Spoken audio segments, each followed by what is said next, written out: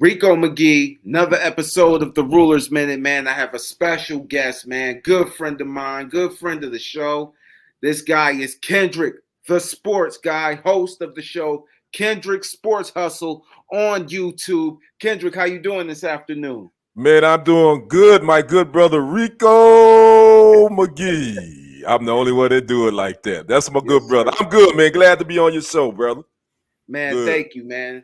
I was on his show last time, so I say, you hmm know what, man? Once I get some time together, I do wanted to put you on. And now that you're on my show, man, definitely, I appreciate you No coming doubt. on. Anytime you need me, brother, I got you. Thank you, man. So, without further ado, let's get right to it, man. I wanted to talk a little bit about Texas because you are in that area, hmm and I know it's a lot of excitement surrounding the program. They're number one in the country right now, coming off of a huge win over the defending national champion Michigan Wolverines a couple of weeks ago. Quinn Ewers actually got hurt last week against UTEP, I believe it was. UT San Antonio. UT San Antonio. I'm hmm sorry about that. And Arch Manning took over and threw for 4 touchdowns and rushed for a touchdown. So it got me to thinking, and I was having a conversation with my friends about this, and it seems like there's a quarterback controversy brewing in Texas, and I wanted to get your thoughts on that. And it's funny you mentioned that, Rico, because I had a heated debate with two brothers at Applebee's because they said that they believe that there's a quarterback controversy now at the University of Texas at Austin. And I told them, yo, pump your brakes, fellas. What are you talking about? There is no controversy. Listen, Arch Manning is the quarterback of the future for this Longhorn program. There's no doubt about that. He came out, had a hell of a game in basically his first true college football game. He's had some spot duties here and there, but he came out there and put on a show. But guys, like I told him, it was against UT San Antonio. You got to understand the competition level. And this is no shot at UT San Antonio athletes, not at all. But he did that against a team that is not nowhere near a Michigan. It's not nowhere near a team that he's going to face in the SEC. Again, he came out and had a great game. Again, 9 for 12, 223 yards, 4 touchdowns, a 67-yard touchdown round with the second longest in Texas history since Vince Young. I get it. He looks good. But, there's not a controversy. When Quinn Ewers is healthy to go, Quinn Ewers is still going to be the starting quarterback for the Texas Longhorns.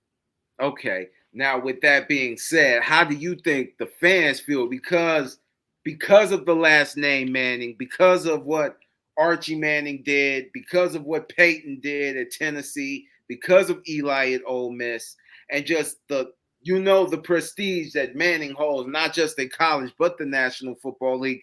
Do you think the fans really want to see Arch Manning and don't really care so much about Quinn Ewers? In your opinion? Rico, I think you probably could say that for a handful of Longhorn fans, but I think if you really talk to a true Texas Longhorn fan, they see the big picture. They haven't been in this position since Colt McCoy. That's the Right. last time they were ranked number one in the nation. And I think they know who brought them to this prom. They know who brought them to the dance. I mean, Quinn Ewers has brought them there. Arch Manning is the future. But fans are going to be fans, Rico. You and I both know this. We know Right. fans, they like the shiny new objects. They love the presents under the Christmas tree.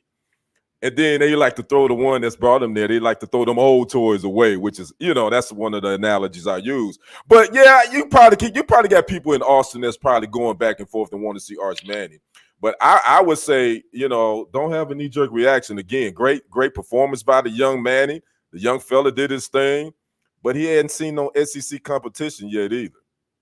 Right. And then that's my whole thing. I mean, Quinn Ewers, you talk about a man who beat Alabama in Alabama last Yes, season. sir. Yes, he So did.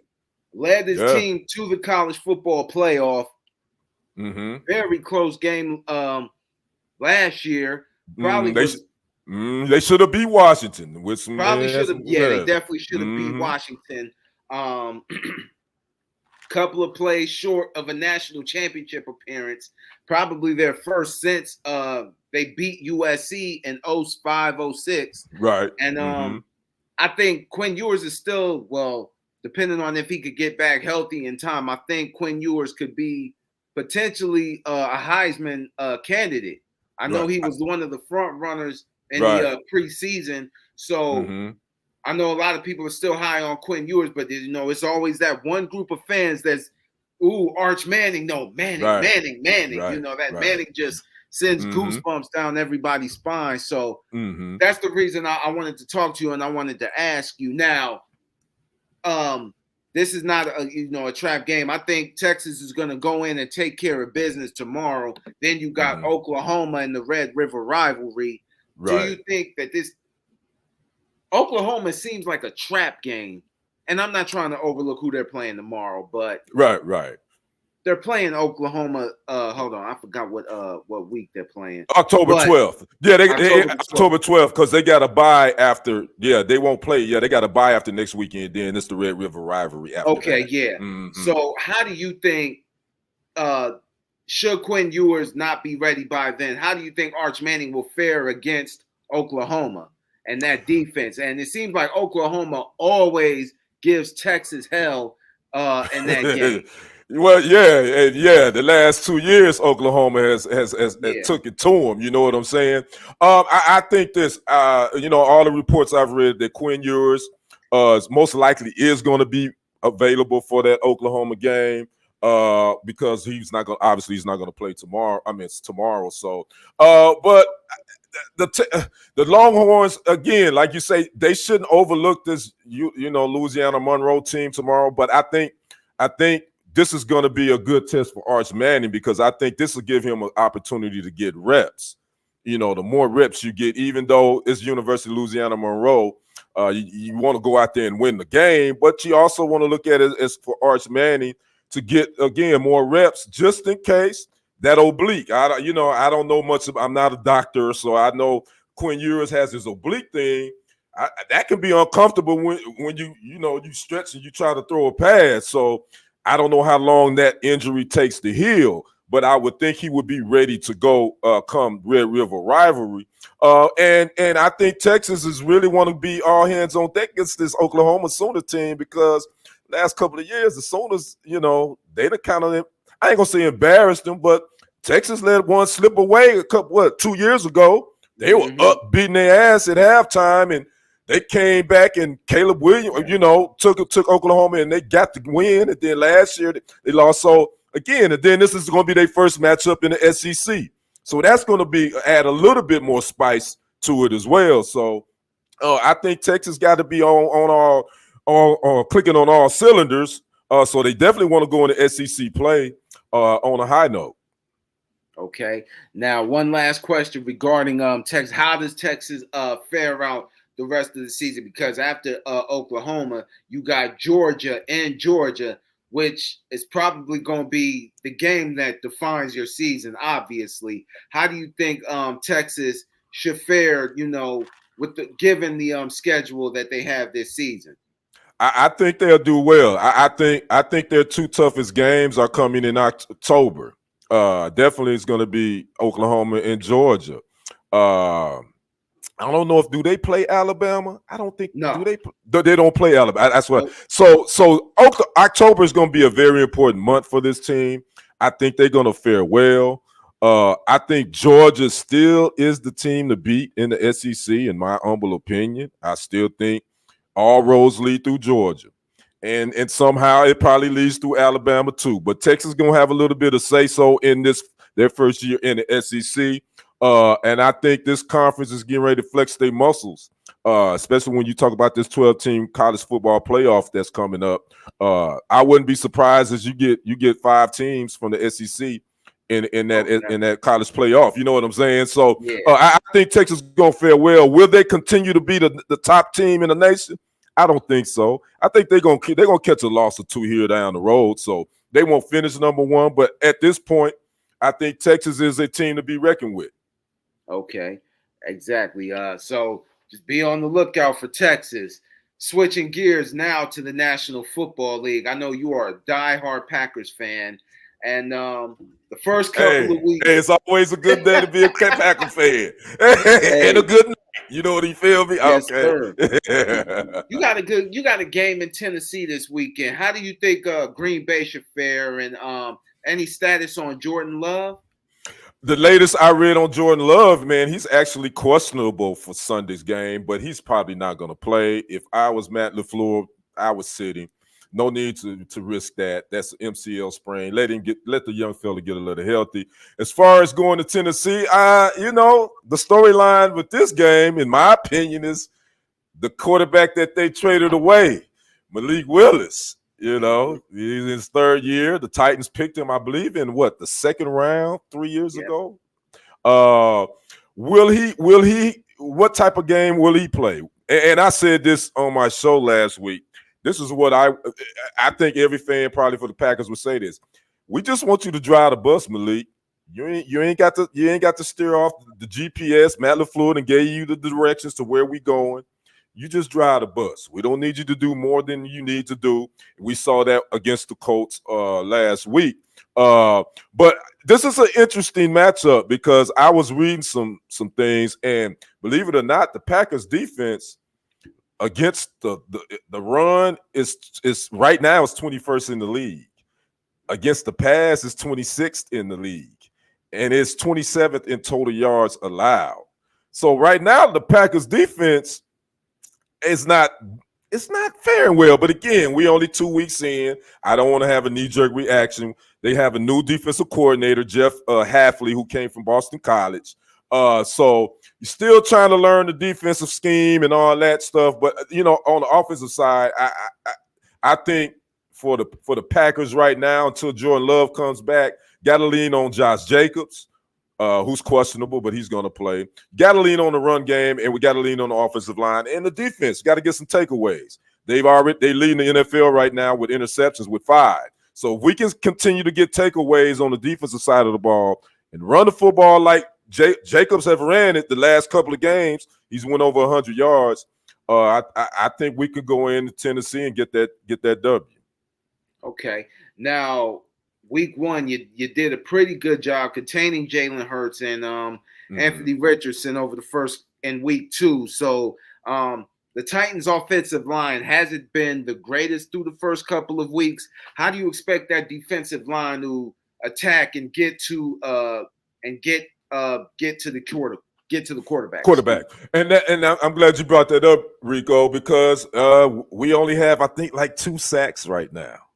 Which is like at the bottom of the league. So with that Titans offensive line that's having some issues, we got to get some pressure from Kenny Clark, Preston Smith, Gary.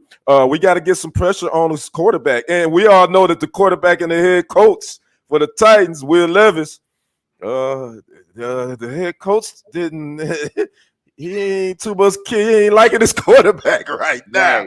Right. You know what I'm saying? So we got to put some pressure on this kid, man, and I think we got to do that. Now the thing about the Titans is if they can get their run game going, and I'm kind of concerned because Tony Pollard, I've watched him when he was with the Cowboys. He's a pretty solid running back. If this offensive line for the Titans can get some sort of run game, that'll take some pressure off of them. You know what I mean? Because it's a lot easier for an offensive line to run block than it is to pass protect. It's a lot easier, especially when you got your run game in that zone. So that's a key to this game. Offensive line of the Titans versus the Cowboys. God, dog, what in the hell am I talking about? The Packers defensive line. Can we kill their running game and make them pass the ball and then put pressure on Levis? Okay. Last question: who do you think Green Bay could get the win this weekend? You know what? Because I do a pick 6, and I pick 6 games, and I pick the winners. And I'll be honest with you, I don't want to be a Packers homer, and I try not to be. Just looking at this game, be honest with you, I think the Titans will win this game by maybe 3 points. Because I think Malik Willis is as great as he played at Lambeau last week. I think he's you know how it's up and down with these young quarterbacks. We can say that about Bryce Young, and that's a whole nother story. Yeah. But I think Malik Willis may hit a couple of speed bumps. So I think the Packers may find. I think the Packers may be in on the short end of the stick, and I think it'll be a close game though. But I think the Titans will find a way to get this win. I think so too. I don't think it's going to be I don't think it's going to be, what's the word I'm looking for? It's going to be a very close game. It's going to be a hard-fought game. I really think it's going to come down to the defense, for real, for real. I mean, you got, if you could get pressure, because like I said, Tennessee's offensive line hasn't been the best so far.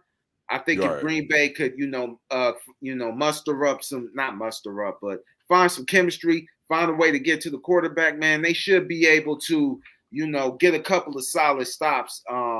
Then like I said, is first year coordinator, like you said, I'm sorry, first year defensive coordinator. They trying to figure it out right now. I think Green Bay. I'm gonna go Green Bay. Okay, I'm gonna say 17. Yeah, I'm gonna say 16-13 Green Bay. And I'm thinking more Titans 17-13 is what I'm thinking, something like that. And again, I'm looking at it objectively. Obviously we fans of teams and all that, but I just think that Malik Willis is probably going to have a couple of hiccups in this game. And that's understandable. The kid, the young fella, hadn't played.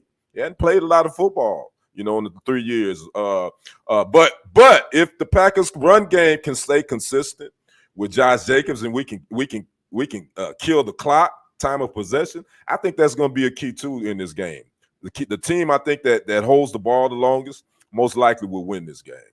Okay, I agree 100%. So I'm going with Green Bay. You're going with Tennessee. Yeah. Switching gears, quick question about Bryce Young and that whole situation in Carolina. I like Bryce Young a lot, and I feel like he was wrongly benched. I don't think it's all his fault. I think he's just not in a position. He's just not in a winning position right now, and I don't think any quarterback in that is going to have success until they in that system in Carolina. What do you think? I agree with you, Rico. I think they've had 3 head coaches since he's been there, or 2. 2 head coaches and I believe 3 offensive coordinators. How can you expect a young quarterback to get better when you have such turnover and chaos in this organization? Let's be honest with you. The Carolina Panthers, this organization has been in chaos for the last 5-6 years, I believe. And the young fella, again, I'll be honest with you, I wasn't sold on him as a franchise quarterback. I thought the Panthers should have taken C.J. Stroud. Obviously, I was right. But I didn't think that the young fella wasn't talented. I just didn't think that he was that guy. You know what I'm saying? A lot of times your eyes will tell you. Right. And you can look at all the stats and all the analytics all day, every day. But a lot of times your eyes don't lie. And my eyes just didn't with Bryce. I just didn't think he was that guy to be a franchise quarterback. And in saying that, yes, I don't think he should have been benched. I think let the young fella play. As a coach, as a head coach, I think his name is Canales. I may be saying it wrong. From what I've read, he's like a quarterback guru. He's kind of good with grooming quarterbacks. So why would you pull the plug so early? Your first year, you 2 games in. Why would you pull the plug on him and bench him? I don't get the logic in that. But hey, that's Carolina. Nothing they have done the last 5 years makes any sense to me. That's just me. You know what? I think honestly, he showed signs of promise last year. He had a couple of games last season where he looked pretty good to me. And I thought, okay, if they could just get some pieces around him, Carolina might be able to do something. And then it just seems like new season starts, and through the first 2 games, it just seemed like it hasn't caramelized, But I really think, and this is what me and my man's Romel, who by the way, 4th to 15, check that podcast out. Definitely. He we were having some debates. I said, listen, you gotta get him in there. You gotta let him grow. You gotta let him make his mistakes. You gotta let him mess up. You drafted him number 1 overall. Like, right. Yeah. Why now? That's my thing is why now? Why, if you're gonna do this, I would have thought you would have did this last season. Why? yeah. I mean, I'm just trying to figure out why now. And my thing is now you could kill this kid's confidence. Yeah. I don't care what you say. A young fella like that, you know, he's got all this pressure on him. He got to be the face of the franchise, and then to pull him, and considering that he doesn't have a whole lot of weapons around him. I mean, let's be honest. TJ Moore, right? I mean, you know, can anybody name the running back, the starting running back, and the starting wide receivers for the Carolina Panthers? I can't. I can't either. You know, and they in my division. Right. They in my division. That's all I got. that's my argument. I mean, and not saying that names make a team great, but I don't know their identity. And I said this in a segment I did when this went down. I said the Panthers have no identity. All we know is dysfunction. That's all we know from the owner to hiring Matt Rule, which I thought was a disaster from the jump. That didn't work. Then you go to Frank Reich. That didn't work. Yeah. Now here we are again. So listen, if Carolina wants to see any kind of success, they're gonna have to convince the owner to sell the team. and that's gonna be difficult because you know that owner, he's a piece of work from what I've read. So we gonna see. Listen, he needs to sell the team until they can figure it out. I think So switching gears now, we're talking about 0-2 teams.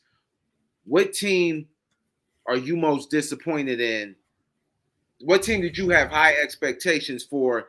But it seems like at 0-2, it's like I had high hopes for you. Like I was rooting for you. Which team are you disappointed in so far? I would have to say, and I think this probably everybody would say, I would have to say the Ravens. I think everybody. I mean, it's really a coin flip actually between the Ravens and the Bengals, because I wouldn't have thought either one of those two teams would have been 0-2 at this point. But I would have to say just one team. It's the Ravens. That Chiefs game now. That was a difficult loss for them. They were just if the brother would have wore a size 9.5 or 10, right? That would have been a touchdown. Right. He had that Cinderella toe. He probably would have been good. Right, in overtime or whatever. Well, they say Harbaugh would have went for 2, so we don't know. But either way, but that was highly contested, and for them to lose to the Raiders. That was a shocker. I got a buddy of mine that's a Raider fan. I said, how the hell y'all going to win games with y'all great value quarterbacks? I call them they great value. If y'all know what I'm talking about, great value, that's Walmart. Y'all know what I'm talking about. But, so, and the pressure is on, I think, Lamar Jackson. I think because he gets scrutinized because some people think that he's only a running quarterback. He is not a passer. Some people think that he is legitimate. So it's always this up and down with Lamar. And I think at this point, I think the pressure's on him and Harbaugh. I think Harbaugh is some pressure on him too for this team to make it back to a Super Bowl. So I would say the Ravens right now, as far as my 0-2 teams, 0-2 teams that I looked at, they are probably the ones that I'm most disappointed in.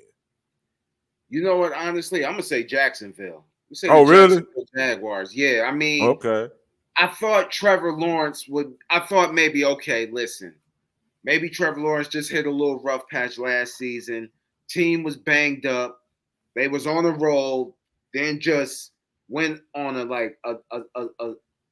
domino effect. One thing went bad, and then everything. So I thought Jacksonville would come back and would be able to, show everybody, listen, that was just some BS. We back to it. You lose 2 close games at home.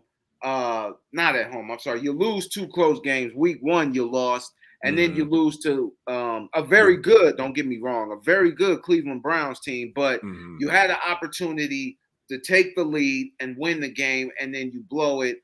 And it just seems like Trevor Lawrence, excuse me, is just very, very inconsistent. 1 minute he looks like he's, he looks like he's the guy, and then the next minute he just, come on, dude, what are you doing? So I agree. I agree with your assessment on Trevor Lawrence. I do agree with that for sure. Yeah, I'm just a little, he's got to figure it out. I don't know what it is. I don't think his confidence is there right now. And hoping that he gets it together, because I really have high hopes. I really do like Trevor Lawrence's game, but right now I'm just disappointed in Jacksonville. The run game hasn't been good. The offense hasn't been good. Defense hasn't been able to get stops either. So I'm not putting it all on Lawrence, but I'm just disappointed in Jacksonville right now. It's like, come on, y'all. Yeah, and too, Rico, and I try not to have a knee-jerk reaction to the NFL season because nobody has won a Super Bowl in September. So so I always kind of try to keep it in context. But I will say this about these 0-2 teams. I think the pressure is on the Ravens and Bengals, and the reason why I say that, because the AFC North, in my opinion, is the most competitive division in football. And they also are going to be highlighted in Hard Knocks in December. If you don't know, they're doing a division Hard Knocks. They highlight in the last 4 weeks of the season, and it's on the AFC North because we know that division is the most competitive division in the league. So I think when you look at the Ravens and the Bengals, I think at 0-2, I don't think I'm kind of disappointed in both those teams. And if I had to pick a second team out of the 0-2 teams, I probably would have to say the Rams. Yeah, I would probably, but they got some injuries brewing. They got a couple of receivers going. I mean, defensively, they've lost some people. Obviously, the retirement of Aaron Donald. I'm kind of shocked with them being 0-2 as well. As far as Jacksonville, this is kind of their MO, in my opinion. They kind of up and down. You know what I'm saying? So and then in that, that AFC, you just never know what you're gonna get with Jacksonville. And you said it with Trevor Lawrence. I get it. So that doesn't really surprise me. But the Ravens, Bengals, and Rams all being 0-2, that kind of shocks me. Right. Now, they say that, people talk about statistics. When you go 0-2, you go 0-2, they pretty much say, oh, man, you're not going to the playoffs. You're shot. But I've seen teams bounce back from 0-2. I watched the Saints do it. I watched the Saints do it a few times. Teams have bounced back from 0-2. Yeah, it is. That's why I be trying not to have a knee-jerk reaction in September. I always tell people, let's get 7 weeks into the season and see where everybody is. Then you can really start figuring out who's the pretenders and who are the contenders in week 7, in my opinion, when it comes to the NFL season. So okay, all right, man. One last question, man. So tell everybody where they can find you at. You can find me on YouTube at Kendrick Sports Hustle. That's SportzHustle. You can check me out there, as well as TFG Sports Media on YouTube. Make sure you go subscribe to both of those channels. Check your boy out. You can follow me on Facebook at Kendrick Sports Hustle, as well as my personal Facebook page, Kendrick Roland Henderson. You can follow me there. You can follow me on Instagram at Kendrick1969, as well as on TikTok, Kendrick Henderson 51. So yeah, come holler at your boy. We talking sports. I talk a little music too. I'm a music lover as well. I'm a hip hop head, R&B, Southern soul. So yeah, I talk a little music too. So it ain't just sports. It's mostly sports, but I do music as well. So okay. I didn't know you was into music. I'm a music lover too. Matter of fact, out here in Cleveland, when they're doing a tribute to Frankie Beverly. Frankie Beverly, the late great Frankie Beverly. Yes, sir. Rest in peace to Frankie Beverly. Before I let go, it's like not only that's a black anthem, period. Definitely. It has to be played at the family reunion and the barbecue. Yeah. Hey, They got to be. It's in the rotation all the time. It's And definitely in the I gotta tell rotation. you this too. Rico. If you can watch that Texas University of Louisiana Monroe game, guess what the starting quarterback name is for ULM? What's his name? General Booty. If you guys watch the Texas ULM game, make sure y'all check out General Booty. I did a segment. He actually played at a junior college here in East Texas at Tyler Junior College. He transferred to Oklahoma.